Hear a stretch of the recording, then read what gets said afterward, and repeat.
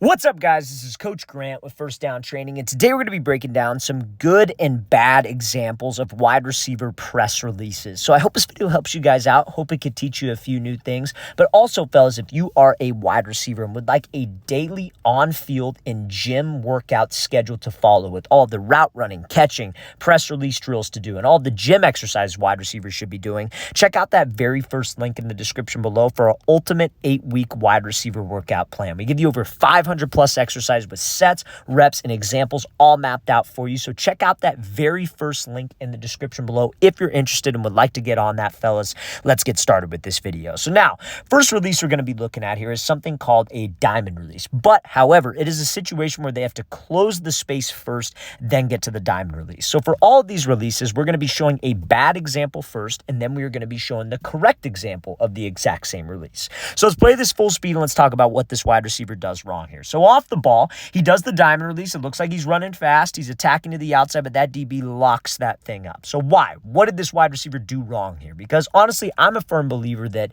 there is no such thing as perfect DB coverage. I think as a wide receiver, if we do our job perfectly and we do everything right, there's no way that a DB can beat us. Because at the end of the day, we know what we are running. The DB does not. So if we can execute to perfection, we should get open every single time. So most important thing when we have a DB who's inside shade, we got to understand what his responsibilities are. Number one, his responsibility is to prevent the inside route. He does not want us to run a slant. He wants us to run to the outside so he can force us to the outside to the sideline, which is his help. Now, off the ball, that's his responsibility, but there is some space between the two of us, right? Maybe about a yard or two of distance. So if you just come off the ball and you leave this gap of space from the DB and we attack on a 45-degree angle on a diamond release, which is 3 steps, so he goes 1, 2, 3, but there's a big gap, that is room for that DB to open up his hips and recover. Because at the end of the day on a slant, where do we have to get? We have to get to the inside of this DB. So a lot of guys will try to just attack the DB and run in front of him. That DB is going to stay patient and he will not give up the inside. You got to remember that's his responsibility. So our goal should be get him to flip. It's still man-to-man coverage so we can self-fade. But even if this wide receiver were to get him to flip and this DB fully committed, there is way too much space for him to react. So we got to step on his toes. What this wide receiver should have done is with his move, he should have gotten to his cushion a little more. Try to step on his toes, try to close the distance, then work to the outside shoulder so he could maybe use this inside hand and swat by on this DB's like outside or inside shoulder and inside hip to slip underneath him. Okay, so that's the most important thing. We cannot leave that gap of space. No different, like let's say off the line, basic example, regular diamond release, this DB's right up in our face. We don't want to run super wide with my diamond release because it creates a gap. We would want to go straight at the DB's outside shoulder and hip because that makes it easier to throw by and that obviously sells vertical more. We do not want to go flat with this release. So I'm going to play this full speed and then we'll break down a correct example of Stefon Diggs doing this exact same type of release. So pre-snap process. This is the exact same look. Inside shade, maybe about a yard or two of space. So what do we have to do here? We want to, obviously, he's inside shade for a reason. My goal can't be square him up and then try to cross his face because the DB is going to take a step with his inside foot, seal the inside, get hands, and disrupt spacing and timing on the play. It is so important with a slant route, fellas, that we don't end up across the field. Any inside breaking route, we have to maintain spacing so the quarterback can be on time.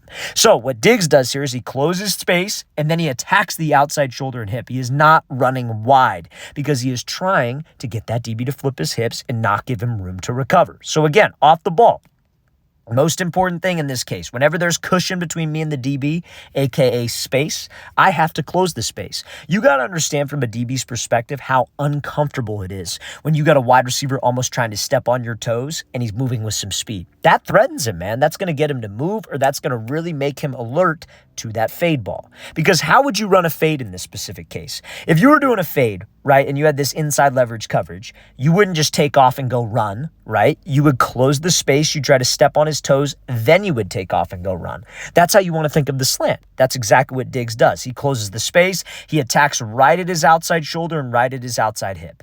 And when he does this diamond release, he's running hard. He's running in full stride. You see how his hips and his shoulders both look like he's running to the outside. That is what's going to get you separation, fellas, because that selling of the fade right there is what's going to get that DB on alert and get him to open up. Now, if Diggs were to go wide, and let's say maybe he was a yard this way, there would be that gap of space, and that would give this DB time to recover.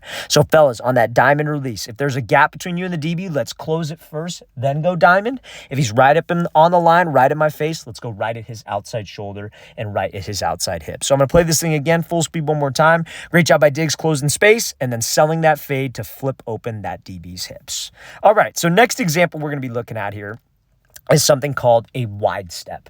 So a wide step release is exactly how it sounds. This is going to be obviously an incorrect example of it first. This DB locks up this wide receiver, and then we're going to show a good example of this. So what this wide step is exactly how it sounds. You would do this versus an outside leverage DB personally, because it's a way to attack his leverage, get him to hold to the outside so you could take an inside release. And you could do this, on an inside breaking route or an outside breaking route. But on this wide step, we actually have to threaten his leverage and step there. They call it a wide step for a reason, because we actually got to step wide. So let's play this full speed. So this wide receiver comes off. There's really not much of a wide step, and this DB is all over that route and locked that thing up. So let's talk about it. When he comes off the ball, you see how a DB is not going to be threatened by lateral movement, because what is a DB supposed to be watching in man-to-man coverage? His eyes are supposed to be watching our hips. So we need to actually step outside of his frame and sell with my hip to be able to get this DB to widen. But what this wide receiver does here is he takes this step, and you see how he barely even gets to the line of scrimmage where he was lined up. He almost steps behind where his front foot was. That is not enough to sell this route to the DB, because his hips do not move. Now, if he were to step maybe a yard or two further and actually step up vertical, make it look like a speed release, like he's actually going to the outside, that is what's going to get that DB to hold his leverage and keep his leverage. But if that DB doesn't feel threatened, he is not going to move, and he is going to get hands to disrupt the timing of this play. So fellas, we have to make sure that we attack with this type release. And this goes for the same thing. If you got like inside leverage, and let's say you were doing like a crossover move, we got to threaten him, you guys. Now, there are times where this lateral step you might be able to get away with it. And that's if this DB is right up on the line and we have no space to actually close. You're going to have to try to make the DB miss laterally. But in this case, you got space, we have to threaten vertical. So let's play at full speed. So again, fellas, we got to make sure we step at him. And we're going to show a good example of this in a second. So this wide receiver does a perfect example of a wide step. Now he's running an inside breaking route, but it's still the same concept. He's attacking a DB's leverage, and he's trying to get him to move off the ball, right? DB's lined up outside shade pre-snap, so what do we got to do? We got to threaten him to his leverage, because remember, it's all based on leverage when it comes to releases, fellas. DB's outside leverage for a reason. Prevent the outside route. Don't let this wide receiver run a fade. So the best way to get a DB to move is make him think we're running what he absolutely does not want me to run.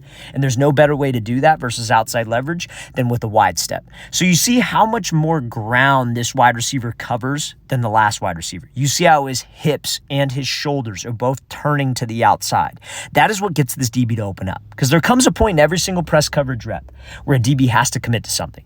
He has to move at a certain point. And if I can sell with my hips, I can sell with my shoulders, I actually step outside his frame, that DB has to honor it, because if he just wants to sit or he just holds that leverage, we're eventually going to be able to get him on a fade if he just wants to sit and stay flat-footed like that. So now, how he gets to this point, which is very different than the last example, is he uses something called a kick step. So a kick step is a step with his back foot to generate power and explosion. So you look at the first example here. I want to show this first example again. Watch his back foot. It takes just like a little baby step, right? That would be considered to some as a kick step, but that kick step has got to be fast, and it has got to have some explosion, because that loads your hips up and creates energy to help you sell to the outside. Just that simple step, but it's got to be fast. If it's not fast, you're not going to have any explosion. So let's look at the difference in this kick step. You see how he's actually stepping. He's actually taking a full step. It's a quick step, because that step loads up his hips and it gives him that quick twitch to the outside to make it look like that speed release, which is what gets the DB to move. So that is a perfect example of an incorrect and correct way to run a wide step. If he had to run an outside breaking route like Jeffrey did in that last example, he could slip under and throw by. He could work to stack, but he kept the DB honest to his leverage. So fellas, wide step release, that is an incorrect and correct version of it. Let's play this again, full speed one more time. Great job by that wide receiver selling and then taking that inside release. Okay, so now, next release you're going to look at, same format. It's going to be an incorrect example of a release and then a correct example of a release. So this is more so like a general concept of a release, I guess you would say. And this is going to be against inside leverage when you have to run an outside breaking route. So whether this DB is sitting at 5 or whether this DB is sitting at 2, we're talking about like a catch technique, where this DB is essentially waiting for us, catching us, quote unquote, to get hands and disrupt the timing with my quarterback. So anytime that we have space between us and the DB, just like what we talked about in the very first route, what do we have to do? We have to close that space. So this release is incorrect because this wide receiver doesn't do that. He does not close space enough, and it allows the DB to recover and read this route correctly. So let's talk about it. If you guys are here and you got to run an out route, we should try to literally step on this DB's toes and threaten him inside, then take the outside release to get skinny. But I need to do whatever possible to get him to move off his platform and sit to the inside. Now, if I attack him and I give him this move, but there is 2 yards of space, you see how we even got this DB to move. We got him to keep his leverage, but he's got too much of a space to recover to my angle on the route and get hands, disrupt the timing, and be able to trail me and play this thing. All because I didn't get skinny, fellas, and all because I didn't close space. You got to understand the importance of that, fellas. 99% of the time with your releases, it is all about the angle that you choose to attack, like the last one, and eating up the space that the DB gave us to make him uncomfortable. So let's play this again, full speed one more time. You just got to make sure that we close the distance. Step on that DB's toes before anything. So now, let's look at this next example here. This is a high school wide receiver, went to college now. He's at Ohio State now. This is Brandon Inniss. DB's inside shade, but he's still off in that like catch technique look. And this is on the goal line, very similar to the last example. Now, he's running a fade, but he could use this on an out, on a comeback, stack him, run a post, whatever it is.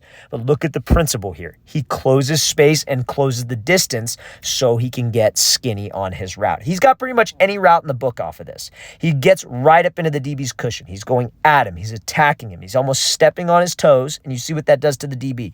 It moves him off his platform. So when we get up into my route, we can go hip to hip with him. And you see right here, Inniss has enough space to run an out route. Inniss has enough space to be faded out on a fade. He could run a corner. He could work to stack even and do an inside breaking route. He has that because he ate up the cushion of the DB. Never want to be that guy, fellas, that just sees this inside coverage and runs away. Because that's what that DB wants. He's going to get hands, and he's going to squeeze you to that sideline or trail you and be able to play any other route. So, fellas, more general concept-wise, but you have to close that space with the DB if you want to be successful in that catch technique. So let's play this again, full speed one more time. Great job by Inniss closing that space and making that DB uncomfortable. All right, fellas, I really want to thank you for watching. I really appreciate it. If you have any questions at all, don't hesitate to leave those in the comment section below. Always appreciate the feedback. It's always great to hear from you guys. And again, fellas, if you would like an 8-week wide receiver gym and on-field workout schedule to follow, everything wide receivers should be doing in the gym and on the field mapped out with sets and reps, check out that very first link in the description below. We'd love to get you on that, fellas. I'll see you guys next time.